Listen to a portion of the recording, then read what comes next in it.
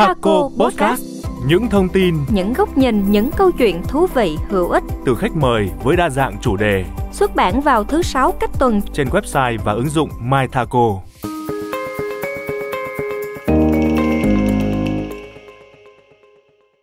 Chào mừng quý lãnh đạo và quý anh chị đến với Thaco Podcast. Tôi là Ngọc Luân, sẽ đồng hành cùng với quý lãnh đạo và quý anh chị trong tập podcast ngày hôm nay. Thaco Podcast sẽ phát sóng vào thứ 6 cách tuần trên website mythaco.vn và ứng dụng My Thaco. Kính thưa quý vị, Trilogy xác định mục tiêu chiến lược trở thành nhà cung ứng dịch vụ logistics hàng đầu miền Trung, phát triển cảng Chu Lai trở thành cửa ngõ quốc tế kết nối với Tây Nguyên, Lào, Campuchia và hai miền Nam Bắc. Để thực hiện chiến lược trên, thì một trong những yếu tố quan trọng Trilogy cần tập trung là chất lượng dịch vụ đối với khách hàng, đối tác. Điều này được thể hiện như thế nào thông qua slogan dịch vụ là phục vụ.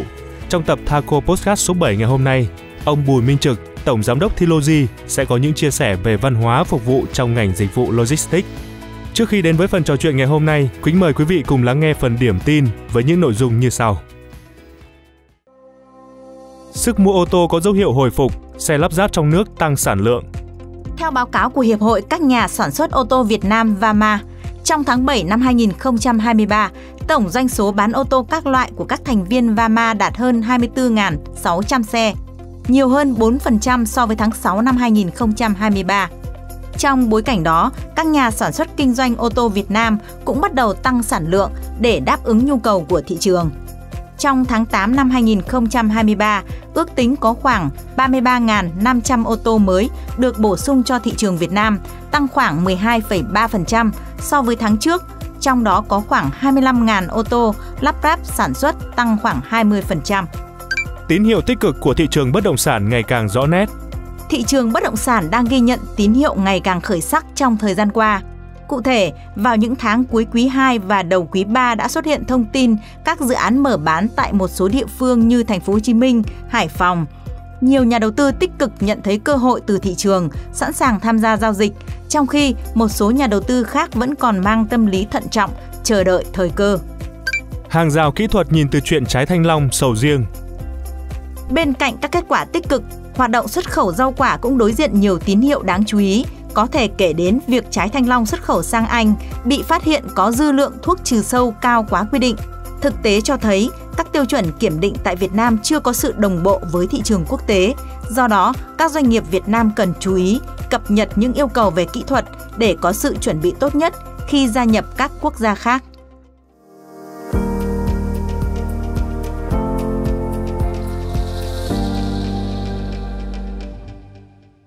Vừa rồi là phần điểm tin và ngay sau đây, kính mời quý lãnh đạo và quý anh chị cùng đến với phần chia sẻ của tập Thaco Podcast ngày hôm nay. Trong phần này, chị Phan Thị Lựu thuộc Phòng Văn hóa Truyền thông Thaco Chu Lai sẽ có cuộc trò chuyện cùng với Tổng Giám đốc Trilogy tại Chu Lai, Quảng Nam. Xin kính mời. Xin chào anh Bùi Minh Trực. Xin cảm ơn anh đã dành thời gian tham gia chương trình Thaco Podcast ngày hôm nay ạ. Xin chào quý ban lãnh đạo cùng anh chị em cán bộ đồng nghiệp. Rất vui được chia sẻ với chương trình hôm nay.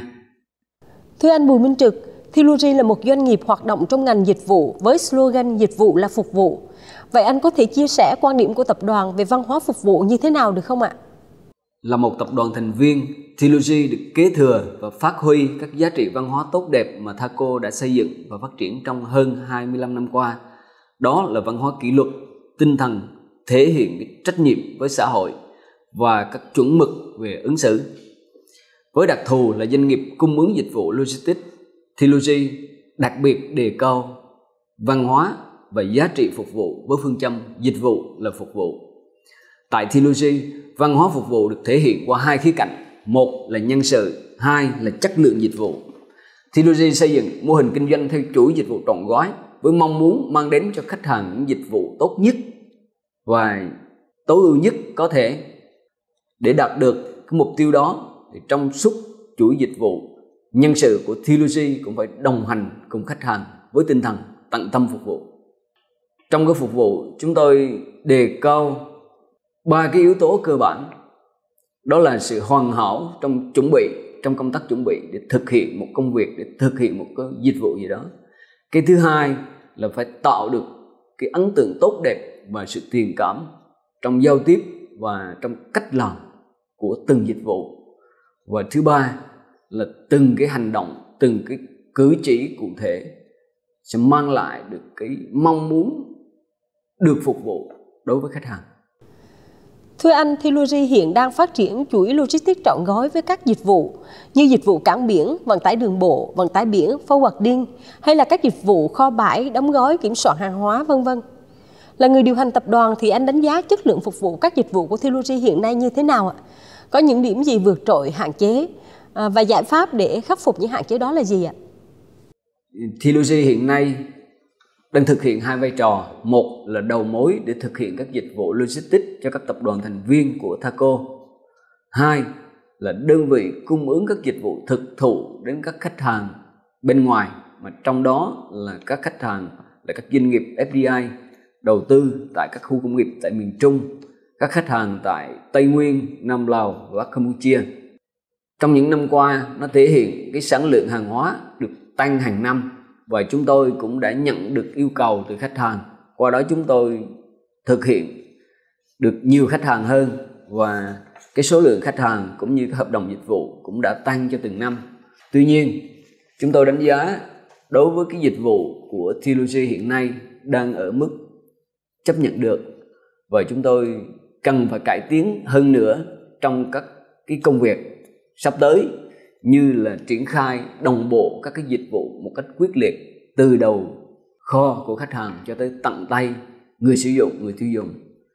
Cái thứ hai là cái quá trình chuyển đổi số của chúng tôi cũng còn tương đối chậm so với các cái dịch vụ của khách hàng bên ngoài mang tính quốc tế. Thì chúng tôi đang cải thiện và từng bước thực hiện cho nó tốt hơn. Song song với đó, chúng tôi cũng sẽ từng bước nâng cấp với quan điểm tạo dựng cái văn hóa thái độ phục vụ và đề xuất những cái chính sách kinh doanh hiệu quả, xây dựng cái phương án và chăm sóc khách hàng biết lắng nghe, biết chia sẻ, tiếp nhận những cái phản hồi, và từ đó đưa ra những cái định hướng cũng như là cái giải pháp để mà thay đổi. Thưa anh, trong hội nghị triển khai kế hoạch 6 tháng cuối năm 2023 thì Chủ tịch Hội đồng Quản trị Thaco đã chỉ đạo Thelogy cần chú trọng phát triển đội ngũ nhân sự vừa có thái độ phẩm chất chung của con người Thaco, vừa giỏi ngành nghề phù hợp với môi trường dịch vụ logistics. Vậy xin anh cho biết là Thelogy có những giải pháp gì để phát triển nhân sự theo các tiêu chí trên, nhất là về thái độ, văn hóa phục vụ khách hàng ạ? Với mục tiêu là xây dựng lực lượng nhân sự của Thelogy là phải có bản lĩnh, có chuyên môn và năng lực phù hợp, có tinh thần trách nhiệm cao với ý chí, nghị lực và sẵn sàng cống hiến. Đặc biệt là phải phát huy được cái tinh thần trách nhiệm của con người Thelogy, con người logistics trong đại gia đình Thaco. Để đạt được cái mục tiêu trên thì Thelogy chú trọng thực hiện song song hai nhiệm vụ. Thứ nhất là tuyển dụng nhân sự phù hợp, có trình độ và tiếp tục đào tạo những nhân sự hiện hữu theo hướng tích cực và gắn bó lâu dài với công ty. Tuyển dụng nhân sự có chuyên môn, ngành nghề và liên quan đến logistics, nhất là cái nhân lực có trình độ cao, đồng thời cũng tổ chức và liên kết với các cơ sở đào tạo để nâng cao cái nghiệp vụ, kiến thức, cái năng lực quản trị. Mà đặc biệt trong Thelogy cũng đã xây dựng các cái tiêu chí đặc thù cho từng vị trí, từ anh thuyền viên trên tàu cho tới các lái xe, rồi nhân viên kho, nhân viên cảng và cả một cái hệ thống quản lý, quản trị đi cùng, thì tất cả đều có cái tiêu chí. Để dựa vào cái tiêu chí đó, các anh chị em cán bộ công nhân viên có thể phát triển được cái năng lực của mình một cách cao nhất. Chủ tịch Trần Bá Dương khi nói về chiến lược phát triển nguồn nhân lực của Thaco thì luôn nói đến cái yếu tố con người phù hợp. Và trước tiên, sự phù hợp là yêu cầu về thái độ làm việc và ứng xử trong công việc. Chính từ những cái quan điểm đó mà Thelogy chúng tôi đã ưu tiên lựa chọn bố trí nhân sự phù hợp, có nghĩa là chọn cho đúng người để phù hợp với cái công việc đó, và bố trí làm sao để cho nhân sự có thể phát huy được cái sở trường của mình. Và những cái nhân sự chưa phù hợp ở vị trí này, chúng tôi có thể bố trí vị trí khác. Và luôn luôn như vậy, để sau một chu kỳ chúng tôi phát hiện ra những cái yếu tố, những cái tố chất mà tại cái vị trí đó nhân sự có thể phát triển tốt, phát triển cao hơn nữa so với cái vị trí hiện hữu. Và đặc biệt Trong logistics thì đặc thù là các nhân sự không có tập trung. Ví dụ như lái xe đi xuyên biên giới từ Việt Nam, Lào, Campuchia, thậm chí qua tới biên giới Trung Quốc, và nhân viên thuyền viên thì luôn ở trên tàu. Cho nên là chúng tôi rất đề cao cái tính tự giác, cái tính trung thực và cái tính liêm chính. Đặc biệt đối với đội ngũ quản lý phải thể hiện được cái tính chân thành trong công việc cũng như là trong ứng xử hết sức trung thực, để trong công việc chúng ta có thể tin tưởng, chúng ta có thể giao việc, và từ đó nhân sự cảm thấy thoải mái để mà thể hiện cái công việc được một cách tốt nhất. Vâng, Thiruji hiện đang đặt mục tiêu trở thành nhà cung ứng dịch vụ logistics hàng đầu miền Trung. Vậy xin anh chia sẻ thêm là tập đoàn đã xây dựng chính sách chăm sóc khách hàng như thế nào để mà thu hút các khách hàng mới, cũng như duy trì và phát triển mối quan hệ hợp tác lâu dài với các đối tác hiện hữu ạ? Đối với Thiruji cũng như bản thân tôi thì cái từ chăm sóc khách hàng nó không hàm ý ở nghĩa đen. Đối với chúng tôi nó là hàm ý ở cái nghĩa phải phục vụ ở cái chất lượng cũng như cái cách mình thực hiện đối với khách hàng. Tức là nhân sự phải chăm sóc cái món hàng của khách hàng nó như thế nào. Thiruji thì chúng tôi luôn cải tiến và tìm ra cái giải pháp tốt nhất cho khách hàng và cải tiến liên tục. Một cái phương án, một cái đơn hàng vận chuyển từ khu công nghiệp, từ kho của khách hàng đến cái châu Âu hoặc đến châu Mỹ, thì chúng tôi luôn tìm ra những cái giải pháp, những cái tuyến đường, những cái tuyến tàu làm sao đó mà nó mang lại cái chi phí thấp nhất cho khách hàng. Thì đó là cái nghĩa mà chúng tôi đang cố gắng từng ngày để giảm chi phí, để giảm thời gian và tạo được cái sự thuận tiện cũng như sự yên tâm giao gửi những cái sản phẩm của khách hàng đã sản xuất, đã làm ra.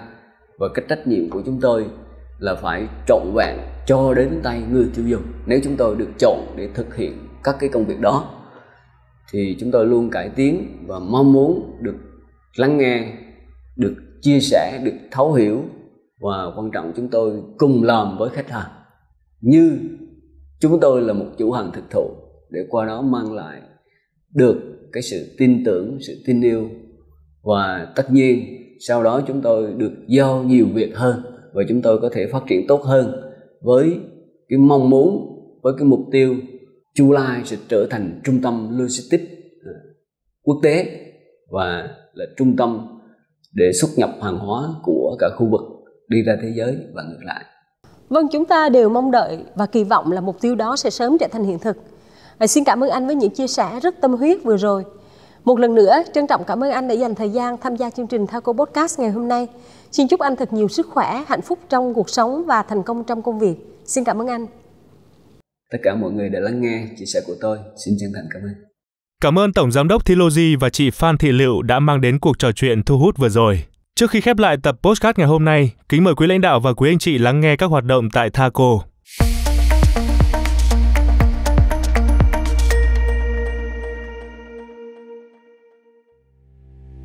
Thông báo gia hạn thời gian nhận bài dự thi cuộc thi viết Ý chí Chu Lai.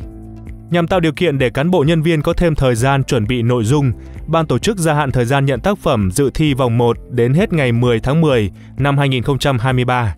Thời gian chấm điểm từ ngày 11 tháng 10 đến ngày 16 tháng 10 năm 2023 và dự kiến công bố kết quả vòng 1 vào ngày 18 tháng 10 năm 2023.